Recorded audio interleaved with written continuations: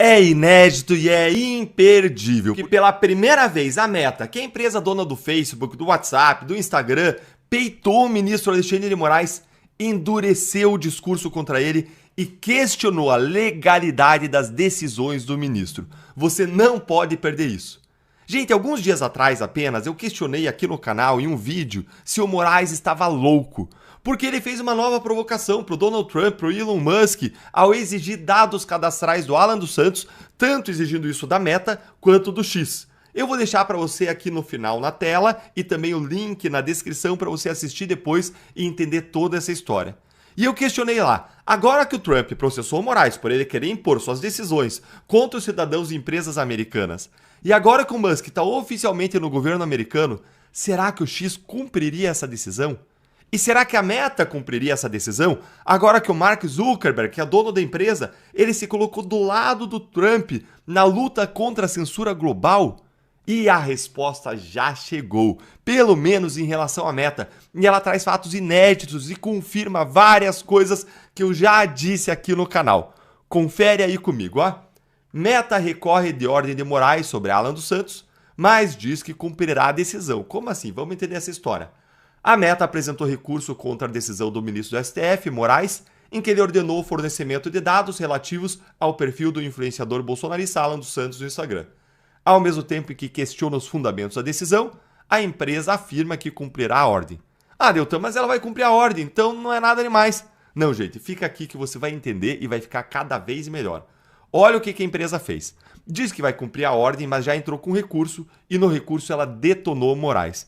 Isso aqui é uma postura inédita da Meta, que dentre as Big Techs era uma das mais alinhadas com o regime de censura de Moraes, com o regime de censura do STF, do TSE, até a eleição de Donald Trump, né, gente? Quando o Mark Zuckerberg, aí ele ficou pianinho, ele arrastou a asa dele pro lado do Trump e ele fez aquele vídeo muito famoso, prometendo até mesmo acabar com o uso das agências de checagem e usar notas de comunidade como faz o X. O que está, inclusive, para ser implantado agora nas redes sociais da Meta. E agora veja a resposta que a Meta deu para o Moraes, repetindo algo que eu já falo aqui para vocês no canal faz tempo. Confere aqui e calma que vai ficar bem melhor do que isso aqui em seguida, ó. A empresa, então, apresenta dois argumentos para questionar a ordem. Um deles está relacionado à forma como os dados foram solicitados, pedidos, devido ao fato de Alan não estar no Brasil. A Meta diz que o correto seria o uso de mecanismos de cooperação internacional.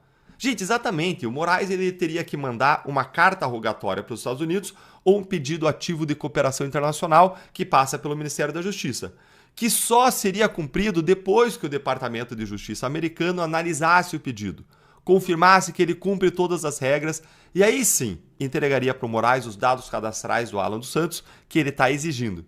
Mas isso pode levar meses, anos, ou mesmo, muito provavelmente, isso seria recusado pelos Estados Unidos, como tem sido recusado, porque as ordens de Moraes violam o direito constitucional e humano, a liberdade de expressão. E aí os Estados Unidos se recusam a cumprir coisas que violam a liberdade de expressão.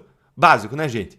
E Moraes? O Moraes não tem tempo aí para isso, né, gente? E você sabe, ele está muito ocupado defendendo a democracia. E aí o que ele faz? Ele mete lá uma ordem totalmente ilegal, mandando a Meta e o X entregar esses dados em 10 dias, mesmo sendo dados que não estão no Brasil, em relação a pessoas que não estão no Brasil. E vejam um detalhe, Alan dos Santos é residente dos Estados Unidos, mora lá nos Estados Unidos, tem as contas dos Estados Unidos, posta dos Estados Unidos, e as empresas aqui no Brasil não têm como ceder os dados cadastrais de um residente dos Estados Unidos como o Moraes quer. Bora seguir que as pedradas da Meta no Moraes só vão ficando mais fortes. E vai curtindo o vídeo, senta o dedo no like se você está gostando, para que essa informação sensacional chegue a mais pessoas. Um outro argumento da Meta é referente ao período dos dados solicitados, até fevereiro desse ano. A companhia acredita ser necessário reavaliar o período, a fim de evitar qualquer alegação de desproporcionalidade ou realização de fishing expedition, pescaria probatória. A defesa afirma que, em razão dessas questões, entende que a decisão merece reforma e requer que os dados fornecidos apenas sejam disponibilizados à Polícia Federal se a decisão for mantida. A empresa pede ainda, caso o ministro não concorde com os argumentos, que o recurso seja levado a julgamento entre os pares, entre os outros ministros. Moraes, a Meta ainda está te ajudando aqui, viu, Moraes? A gente sabe que Fish Expedition, a pesca probatória, é um dos seus métodos, mas a Meta está te dando a chance de reavaliar isso para que não fique cada vez mais escancarado que é isso que você está fazendo. Afinal de contas, não dá para recorrer para um tribunal superior e detonar tudo, né? Que seria o certo. Mas, pelo menos aqui, vai preservar a tua imagem, Moraes, se você revisar. E agora, olha, gente, o que a Meta fez? Ela jogou na cara de Moraes uma jurisprudência do próprio STF que mostra que o que ele está fazendo é ilegal. Olha aqui a porrada e se você está gostando, mais uma vez, curta o vídeo para mais gente ver e gostar também. Aqui, ó, a Meta aponta aqui, em um outro julgamento do STF em 2023, a Corte entendeu ser possível a solicitação direta de dados e comunicações de autoridades brasileiras a empresas de tecnologia na hipótese de crimes cometidos por indivíduos localizados em território nacional. A partir disso, afirma que a decisão de Moraes não parece estar amparada pelas hipóteses fixadas pelo próprio tribunal na ocasião. Isso porque as contas em questão parecem estar associadas a um indivíduo sabidamente não localizado em território brasileiro, diz o recurso. Dizendo óbvio, né, gente? Uma vez ausentes as hipóteses autorizativas para a requisição direta dos dados do Moraes para as empresas, os dados requeridos pelo Departamento de Polícia Federal devem ser buscados por meio de mecanismos de cooperação jurídica internacionais disponíveis, afirma o recurso da Meta. E aí, ministro Moraes, vai dizer o que agora, hein? Que a Meta faz parte das milícias digitais estrangeiras? Que a empresa faz parte de um movimento conspiracionista global de extrema-direita? Que vergonha, ministro Moraes, tomando lição de direito da Meta. Que absurdo que nós temos um ministro do Supremo que precisa ser lembrado da lei, da Constituição, da jurisprudência do próprio tribunal que ele integra, porque ele vive violando a lei, violando os próprios entendimentos do próprio tribunal. Mas sabe o que o Moraes vai fazer? Ele vai rejeitar o recurso da Meta, porque mesmo a empresa estando certa, ele faz o que ele quer. Ele é a lei, como bem disse Mauro Cid naqueles áudios vazados, espontâneos. Só que, fazendo isso, ele pode acabar comprando agora uma briga maior do que ele consegue enfrentar. E não é com a Meta, não. É com o governo Trump. E se você gostou desse vídeo e ele foi útil para você entender o que está acontecendo, curte o vídeo, se inscreve no canal, aqui é a sua casa, clica no sininho para você não perder nada por aqui e, como sempre, deixa a sua opinião nos comentários, eu quero ouvir a sua voz. Lembrando que você ainda pode se tornar um membro aqui do canal para receber análises exclusivas. Isso também é uma forma de você apoiar o nosso trabalho. Um grande abraço. O ministro Alexandre de Moraes e o STF têm agora uma nova arma para barrar a anistia do 8 de janeiro. Eles já começaram a usá-la. O ministro retomou uma investigação da Lava Jato contra Gilberto Kassab, presidente do PSD. É a chantagem suprema. Isso aqui, gente, é uma verdadeira declaração de guerra do ministro Moraes e do STF contra a direita, mandando um recado muito claro. Ou vocês param de fazer barulho pela anistia, param de nos criticar e ficam aí quietinhos, ou nós vamos enforcar vocês com processos criminais no STF. E sabe até quem que entrou nesse balaio? Eu mesmo, gente. O Moraes veio pra cima até de mim. Será que faz parte das milícias digitais?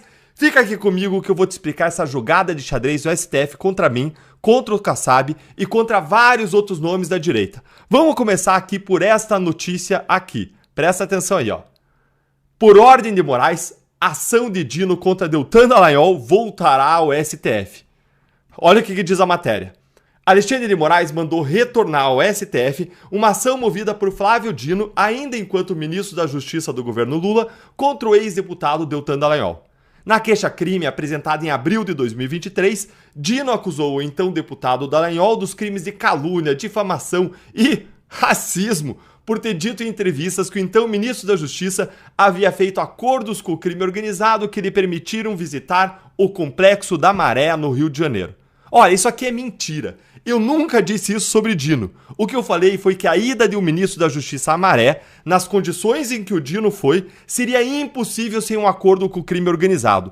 Algo que havia sido dito antes, não só por mim, mas por vários especialistas em segurança pública. Ou seja, nunca houve acusação nenhuma contra o Dino. O que eu fiz foi questionar o ministro, exercendo a minha imunidade parlamentar de forma legítima, expressando a minha opinião e a das outras pessoas da área de segurança pública para que ele esclarecesse como que aquela visita havia sido possível. Mas bora continuar aqui, ó. O processo do hoje ministro do STF contra o ex-procurador da Lava Jato foi enviado por Moraes à primeira instância da Justiça Federal no Distrito Federal em junho de 2023. A decisão foi tomada depois que Dallagnol teve o mandato na Câmara cassado e perdeu o foro privilegiado. Diante da recente mudança no entendimento do STF sobre a aplicação da prerrogativa de foro, no entanto, Moraes mandou a ação retornar ao Supremo. O foro privilegiado agora segue valendo mesmo após autoridades deixarem o cargo ou o mandato, em casos que envolvam crimes cometidos durante o exercício da função e em razão dela.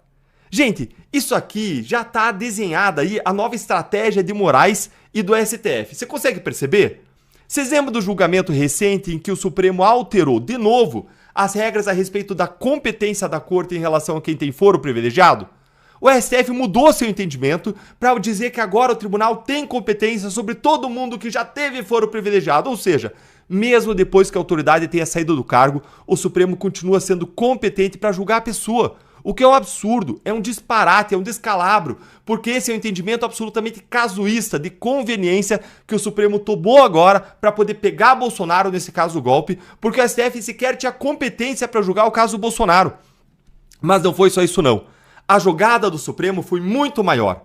Não era só para pegar o Bolsonaro, como eu disse num vídeo aqui no canal, é para pegar toda a direita. É para pegar inclusive o presidente de um dos maiores partidos do país que pode fazer diferença na anistia, como eu já vou mostrar para você. Fica aí. Mas enquanto isso, olha aqui como que o Supremo já está fechando o cerco. Olha aqui. Com o novo foro privilegiado, Moraes manda a investigação contra Salles voltar ao STF. Notícia de apenas 3 dias, gente, 3 dias atrás.